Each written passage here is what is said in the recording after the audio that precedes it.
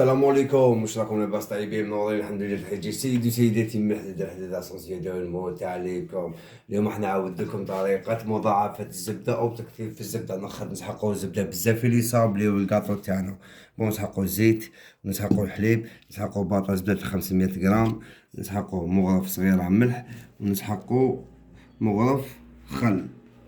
نبداو على بركة الله. نقسموا الزبدة تاعنا في النص، نص نذوبوه ونص نديروه، نص نديروه باش نذوبوه ونص نديروه باش نضربوه بالبلا. نسحقوها في رمضان، في العيد للطعام، اللي يديرو الشتا، اللي يديرو تريدة.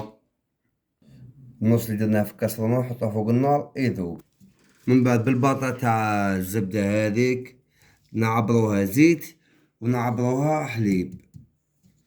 نديرو الحليب تاعنا، هذيك الباطا تاع الزبدة اللي عبرناها حليب، ونضربوها بالبرا ميكسور. بعد ما ضربنا بالبرا نديرو الزيت هذيك نص، الزبدة هذيك اللي ذوبناها نص، ونكملو نضربو بالبرا. من بعد نديرو الزيت تدريجيا، هذيك الكيلة تاع الزيت، العبار تاع الزيت تدريجيا، ونطلعو كالمايونيز. بعد ما طلعت نديرو المغرف تاعنا تاع الخل، نديرو الملح تاعنا. بعد ما كملنا هاي نعمروها. هاي سيداتي باكي زبدة تاع 500 غرام. شحال خرج لنا؟ الله يبارك، خرج لنا 3.